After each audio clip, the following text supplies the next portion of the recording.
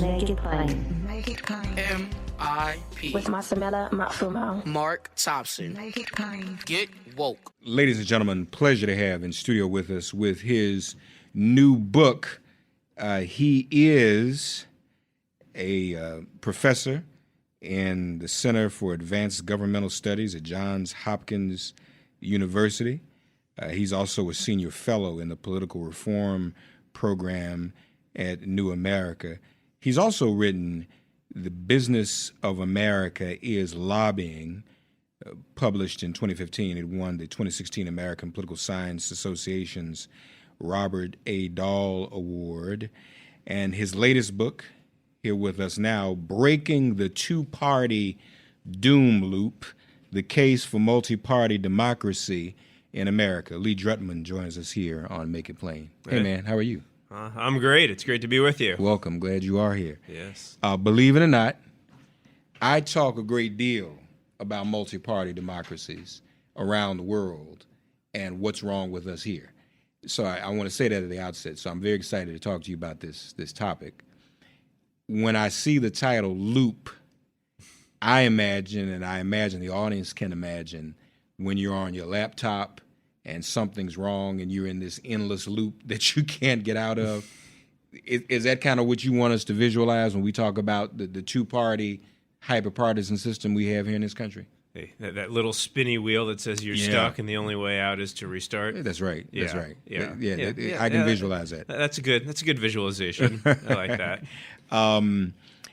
So obviously, the hottest thing everybody's talking about right now is impeachment. Have you contemplated, let's start there, what that might look like, what this scenario might look like if we actually had a multi-party democracy? Well, if we had a multi-party democracy, I think there would be a lot of folks on the political right who would say,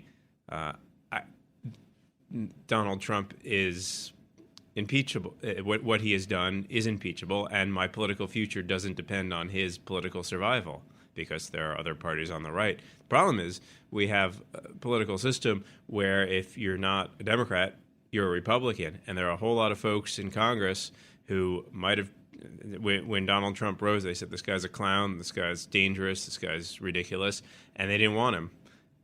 Then when he took over the Republican Party, they said, oh, well, that's our party, and there's nowhere else for us to go, so we better learn to live with him. Now they find themselves in a I think a very uncomfortable position of having to defend what seems to me undefendable, but they're doing it because their political fate is linked to his political fate, because that is the party system that we have.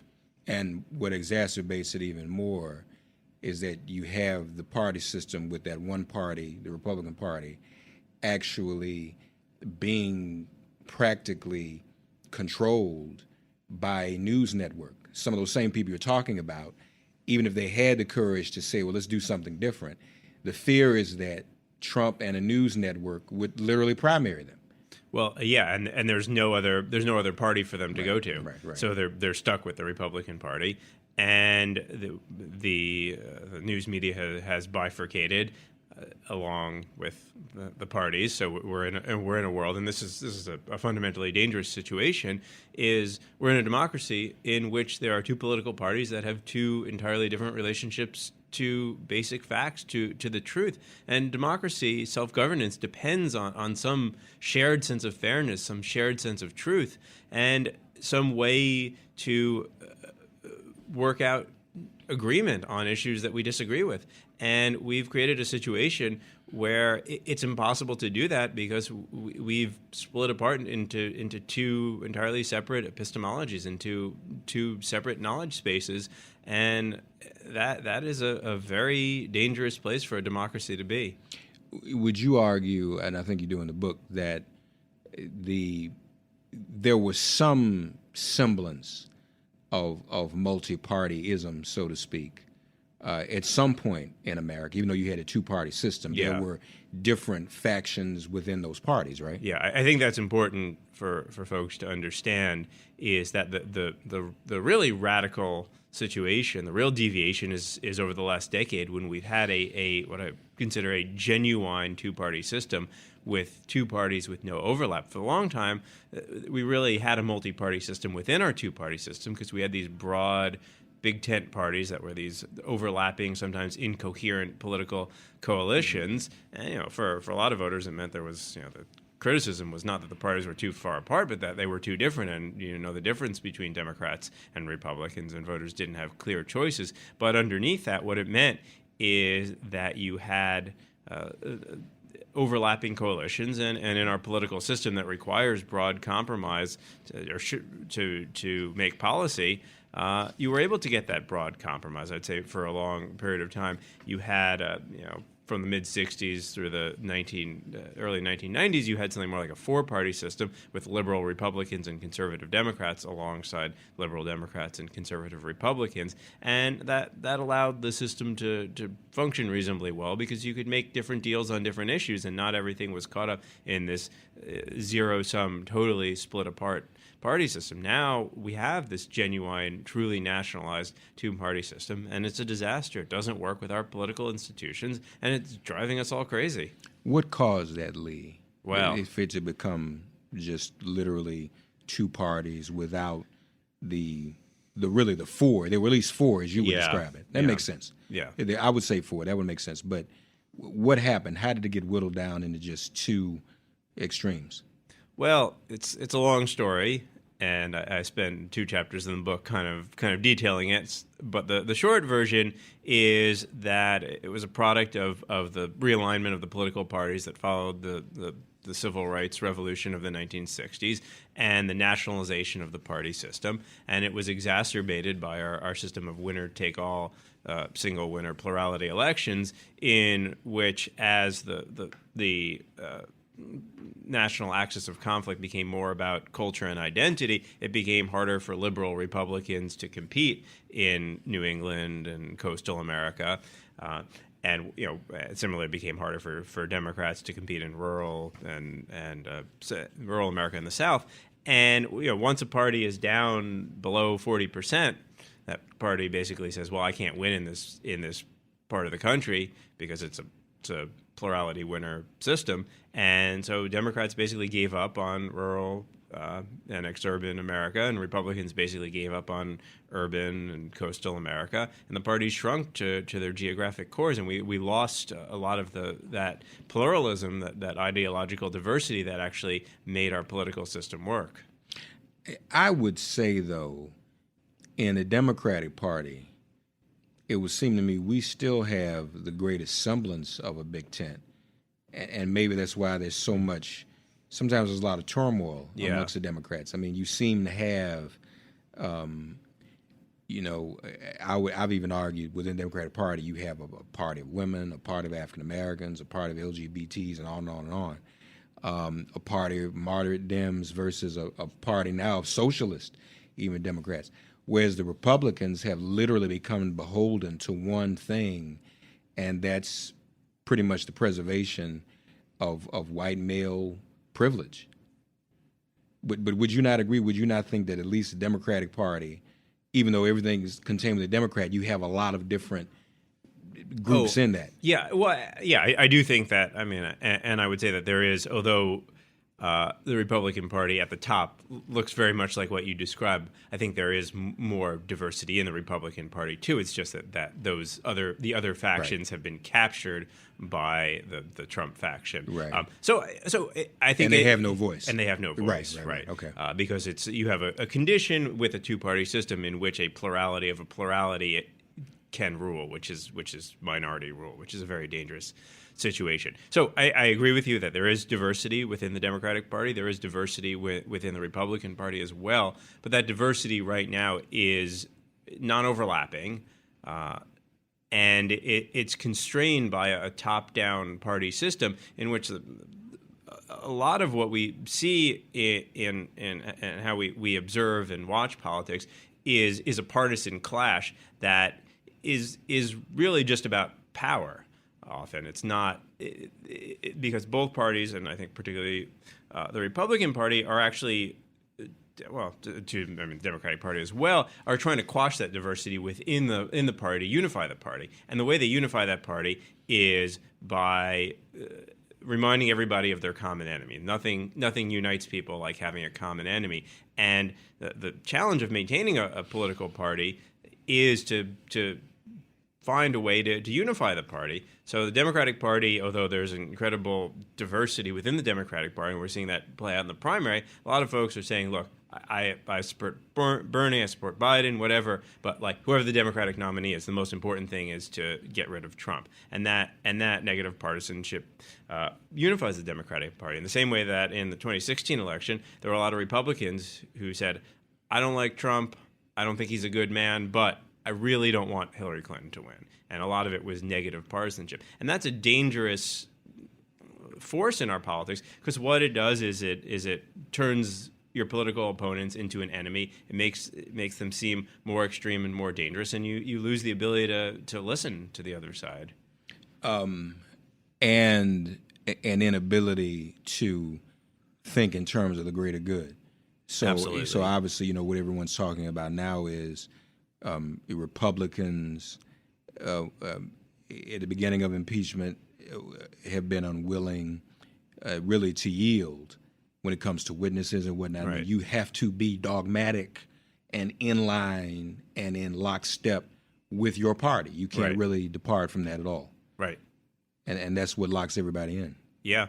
Well, and the reason is because their political fate is tied to Donald Trump's political fate, because there is only one right party and one left party, and there's no space for other parties. If there were space for a different party on the right, I think a lot of folks in Congress would have said, screw Trump, he's terrible.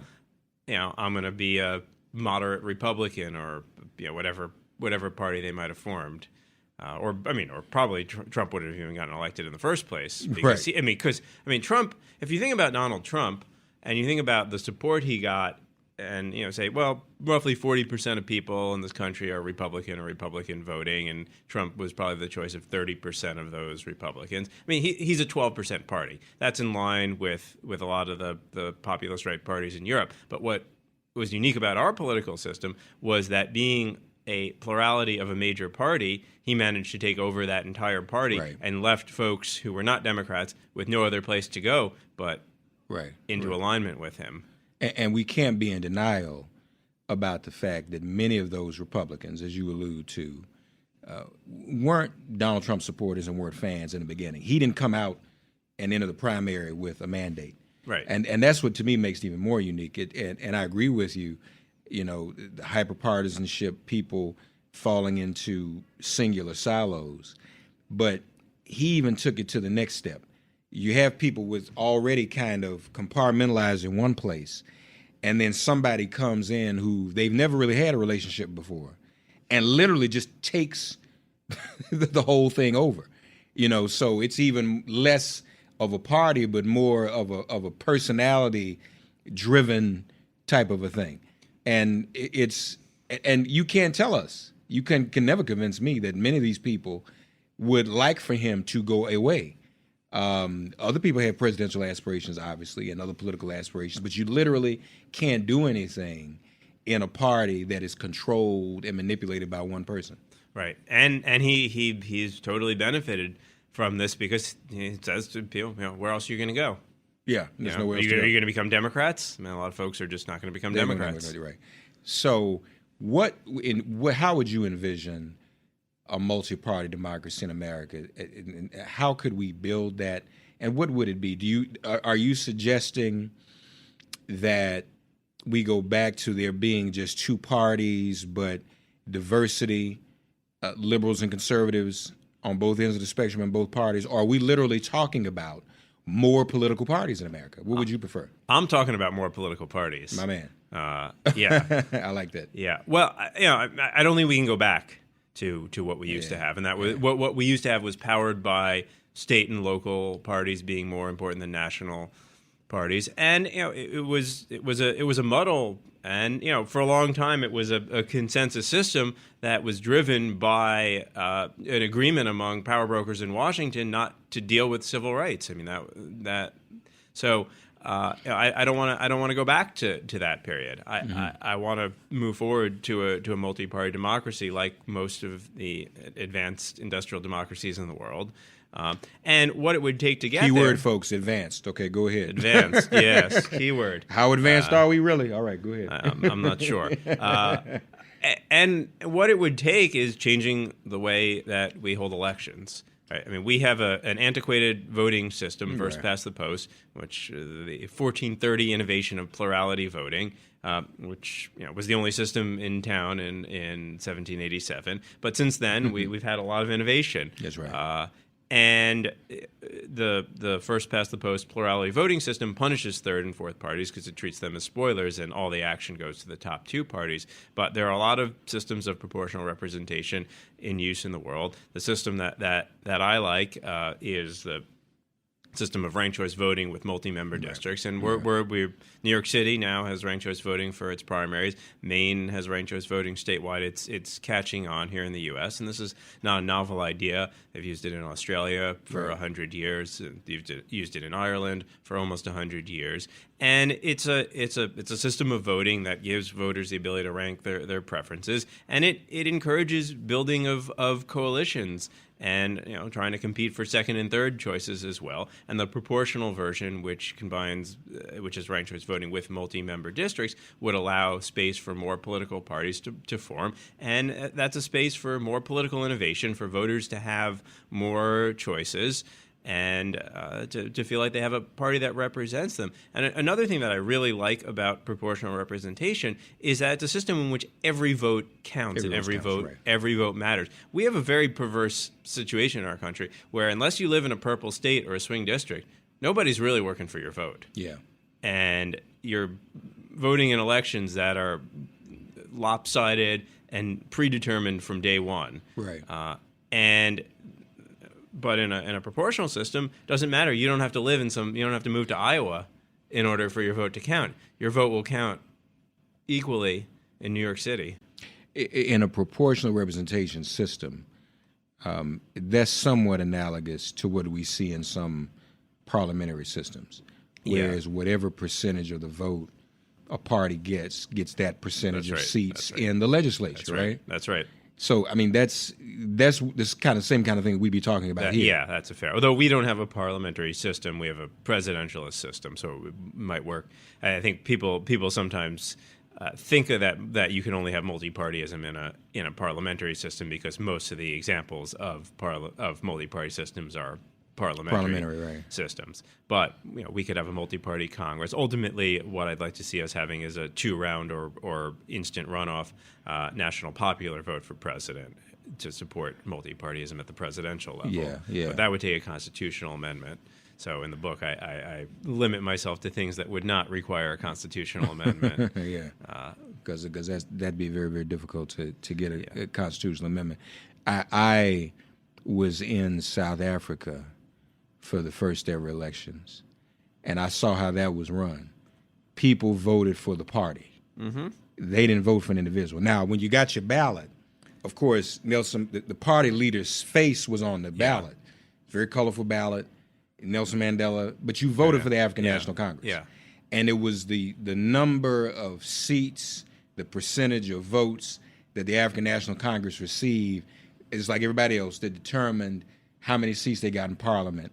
And whoever got the most seats, that person was their representative in the presidency. That's right. And it just seems to me, you're right, what we do now is so antiquated, and it's just not helping. Congress literally is not able to do anything anymore. Let me just be very practical about it. Yeah, that's right. It does not function. It doesn't do anything. Right. It can't get anything through, even the littlest things. It just can't function because of the hyperpartisanship between only two places. That's right. And I mean, and a lot of that gridlock is a function of having two parties that both think that they're going to be the dominant majority party if only they screw the other party even more. Yeah. And make the other party seem just corrupt, extreme. And so there's no incentive to compromise and make deals like there used to be, because the parties are both competing for these narrow majorities, and they both represent these totally conflicting visions of the country, and they're both pulled apart by representing very different geographical cores, and even within that, extreme primary voters. Yeah. So in order to get people even to the notion of more parties, don't we? We first have to, there's a culture in this country we kind of have to overcome, because a lot of people can only think one way. There's only a Democratic Party. There's only a Republican Party. And this is sort of a state-by-state struggle. Yeah. Because in some states, there's even resistance to people forming third parties. Well, both parties conspire to make it very hard for third parties to get on the ballot. Right. And, they prop up the rules. But one of the things that's interesting in looking at the history of polling is we now see a record high number of Americans who say we ought to have more than two parties. 2/3 of Americans in surveys I've done say we ought to have more than two parties. Right. So for a long time, people, there's an interesting phenomenon in public opinion is that people seem to be frustrated with how the political system was working, but then you'd ask people, well, do we have the best system in the world? And people say, yeah, we do. Do we? We don't do it. No, we absolutely That's kind of don't. mythical. That's kind of mythical. But public opinion is catching up with that. And you now see in polling more and more people saying, yeah, maybe we don't have the best system. Maybe we ought to change some things. I mean, we have a very old system. But we've also updated it over the years. We've had these bouts of democracy renewal. We had the progressive era, in which we really expanded democratic rights. We had the civil rights era, which was a massive expansion of democratic rights. So we've done this in our past. It's not like we've always said, well, that's just the way the Constitution is. So we can't update our democracy. I mean, that's the great thing about America, is that we really believe in this system of democracy and self-governance, and we've updated it and we've improved it over the years, and I think we can do it again. There's still the stubbornness, though, of like you said, or you alluded to, you don't want to do anything that requires a constitutional amendment, because there's just this stubbornness in America about amending the Constitution and doing things that ought to be pretty automatic. Yeah, well, I mean, I'm all for amending the Constitution in a number of ways, but it's a very high hurdle. Yeah. And in a very polarized time, it's almost impossible to build that consensus. So one of the things that I believe will happen if we can break this hyperpartisan doom loop and we can get to a multi-party democracy is that it makes it easier for actual supermajorities to form, because it's no longer one side versus the other side, that everything gets caught in the maw of this hyper-partisan, all-out trench warfare for this elusive majority. But suddenly, you can build these broad coalitions and support a lot of issues where you see 60, 70% support for reform. And I think we would see a more of a flourishing of people thinking about big constitutional changes in that system, because the problem is that every change you make, I mean, you want to get rid of the Electoral College, well, that helps Democrats and hurts Republicans right now. So Republicans are never going to go for it. But you expand parties, and suddenly things don't have this zero-sum win-loss quality to them. You can have more win-win improvements. That's right, and not just winner take all in the plurality system. Isn't the case also made by the growing number and influence of voters who describe themselves as independents? Yeah, who basically are saying, we're not a part of either party. Doesn't that also make the case that the two parties themselves just aren't enough? You need more diversity. Well, I think that's exactly right. What you're seeing is that, depending on the polling, between 40 and 45% of Americans say that they are independent. Now they will vote for one of the two major parties, because what else are they going to do? And they'll often vote for them habitually. But by saying I'm an independent, they're saying I don't really think of myself as a Democrat, and I don't really think of myself as a Republican, and that is a call for more options. That's a rejection of the hyperpartisanship. Yeah, yeah.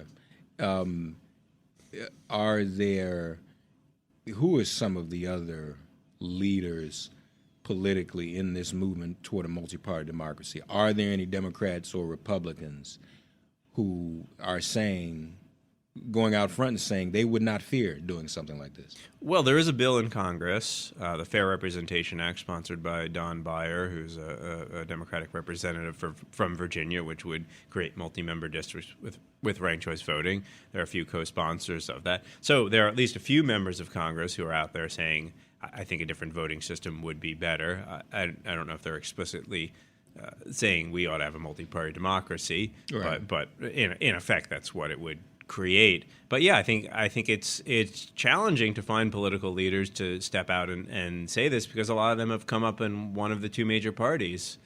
But it will take leadership. Yeah. I think it's all movements have leaders. Yeah, and this too.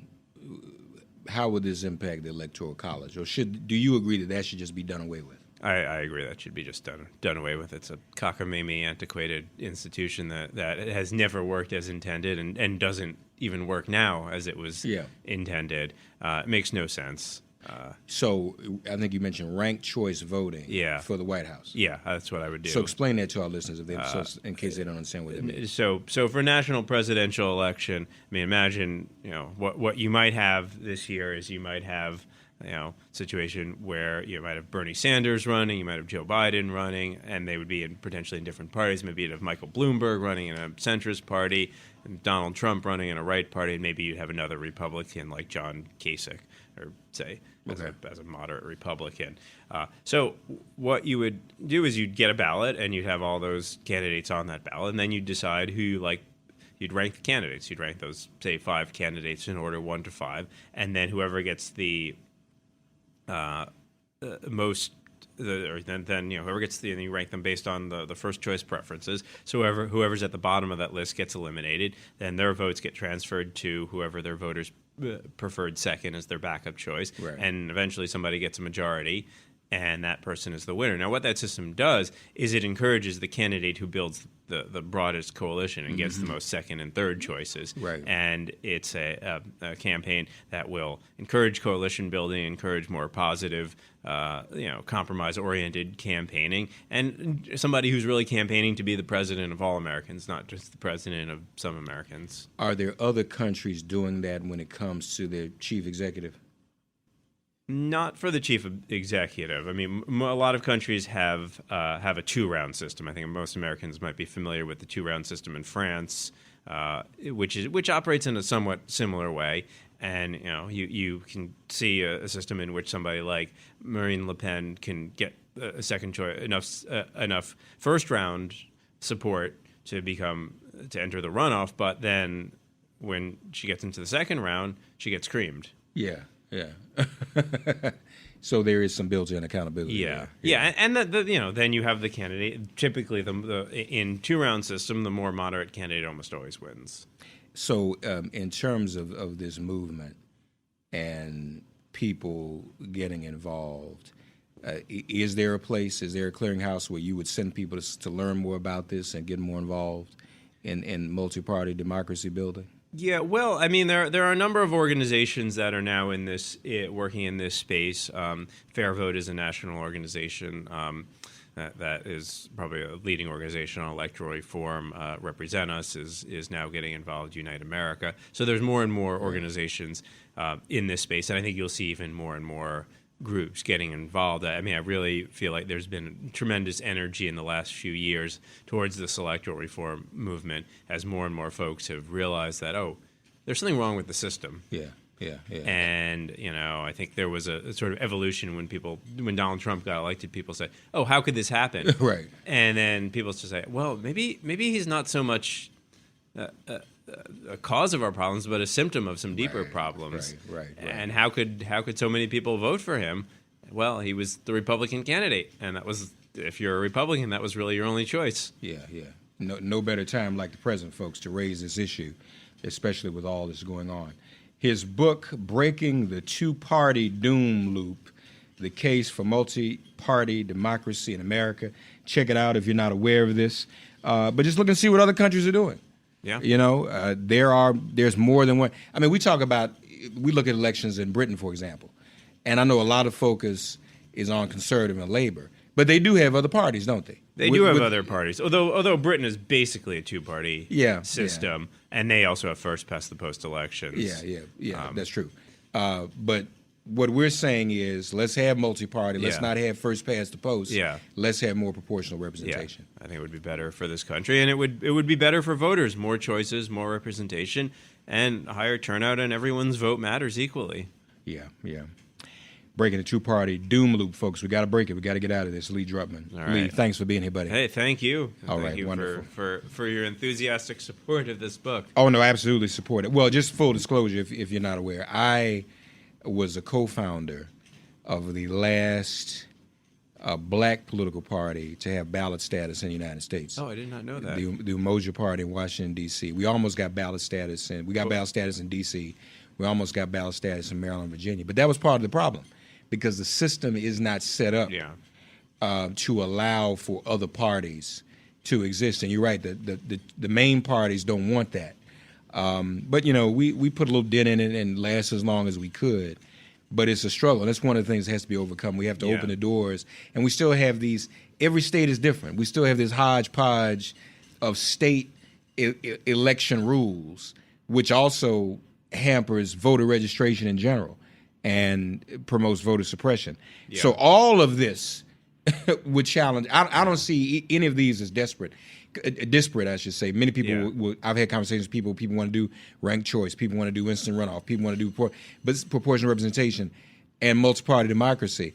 But everybody kind of compartmentalizes themselves. I think that all of them go together in terms of total electoral democratic reform. Yeah, and making it easier for people to vote, and people will also vote more if they feel like their vote matters. That's right. And it's actually going to go towards something. Yeah. And when you have winner take all, that means somebody's a loser. Yeah. And people feel like they don't get anything. My vote doesn't matter. So that's what we have to deal with. Whereas if your vote matters in a proportional way, even if your candidate doesn't win, you still get some representation. Yeah. Which is, I think, an incredibly important thing. I mean, we didn't get into this, but there's a whole literature on how in majoritarian democracies the losers really feel angry. Yeah. And in proportional democracies, nobody's an all-out loser. Right. Breaking the two-party doom loop, Lee Drutman. Folks, get the book, read it. Let's get enthusiastic about this. If you're tired of what's going on, this is what we have to do about it. Thank you, Lee. All right, thank you. Thank you for listening to Make It Plain and Get Woke. Remember to listen, like, and subscribe on Apple Podcasts, Spotify, and wherever you get your podcasts. Also, subscribe to Make It Plain and Get Woke daily. Check out makeitplain.com to subscribe. If all minds are clear, it has been made plain.